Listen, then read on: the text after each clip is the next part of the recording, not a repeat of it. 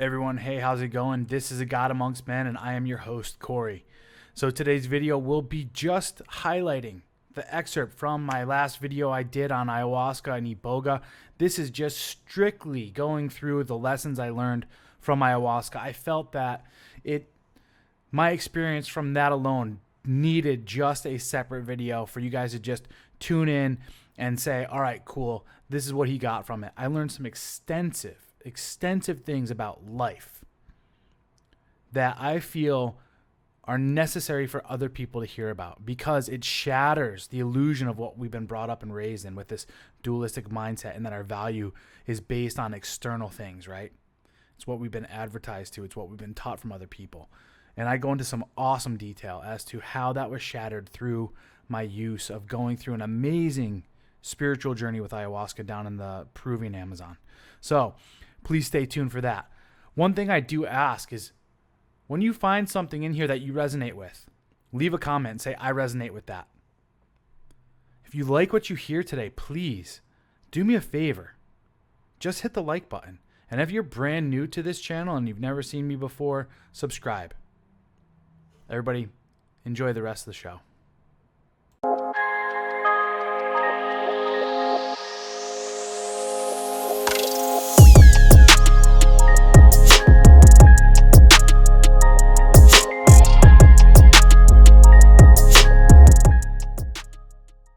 My first experience was insanely nurturing. Literally, as I was going into the hallucinations, I was like being rocked, almost like in a bassinet or hammock, right? So it brought me automatically back down to childhood, and it was like I was being mothered. And then the next thing I know, I'm waking up in the ground, right? I'm in the dirt, in the earth, and I have to like crawl my way up. And as I'm crawling my way up, I'm like seeing grubs and worms and stuff like that. And I'm kind of like, in a way, seeing like the evolution of life come out of the ground. I emerge from the ground, and all of a sudden, I look up to the sun, and the sun hits me. And then all of a sudden I start hallucinating and seeing like all these different animals and like all the apex predators. And I'm like looking at them, and I'm like kind of like connecting with them and communicating with them without saying words. And it was insane. I saw like bears and wolves and stags and leopards and I want to say dolphins. Yeah, like different type of eagles. It was awesome, right? All these images were just like popping into my head.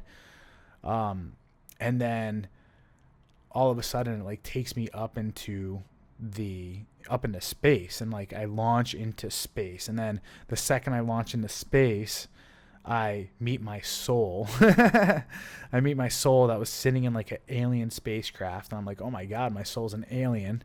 This is freaking epic, right? And it's like this golden alien.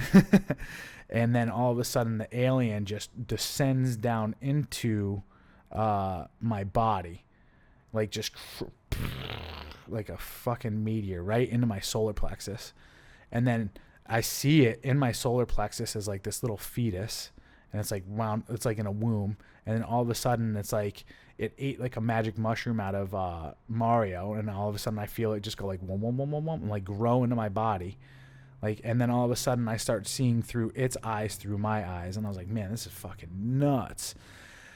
And then all of a sudden I like launch out into space, and I'm like seeing the expanse of the universe, and like how far it reaches out and all this other stuff, and just all the different universes and galaxies and all sorts of different crazy stuff. And that was kind of about it for that one, aside from like being rocked. And then I had like a super gnarly auditory. I've never had an auditory hallucination, but like I was sitting there awake smoking a mapacho in the dark of this hut that we're in. The shamans are like playing their music and stuff like that, and then all of a sudden they stopped singing. They took a little break, smoked a mapacho, and chilled out. And then all of a sudden from the rainforest, I hear like this angelic thing just pierced. Like, it was so low, but it was like such a high frequency that it cut through everything. And it was just like right there in my left ear. I could hear it, and I was just like, what the fuck? Like, it was perfect feminine, just it was crazy. It was crazy.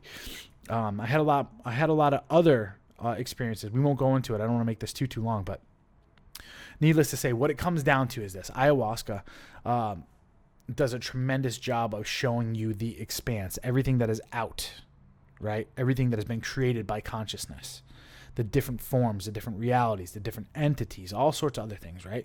And it's not to say that Iboga doesn't do this, but it's not the real true premise, and we're going to get there here in a little bit.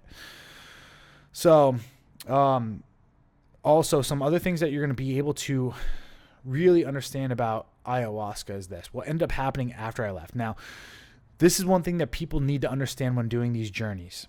And this is, I can only speak from my experience. I don't know what everyone encounters, but this is one thing that I want to kind of like preface and get in people's minds, is that when you go and you do this stuff, that is the beginning of the journey, right? That's like the initiation into the journey.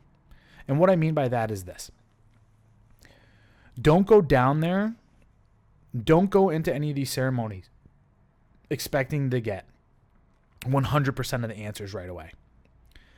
Go in there expecting to initiate the transformation of what you want to see in your life. Not what you want to see either, what you need in your life. Okay? So what I mean by that is this. When I went down there, I was expecting to get some answers and all this other stuff. I did get some really cool stuff.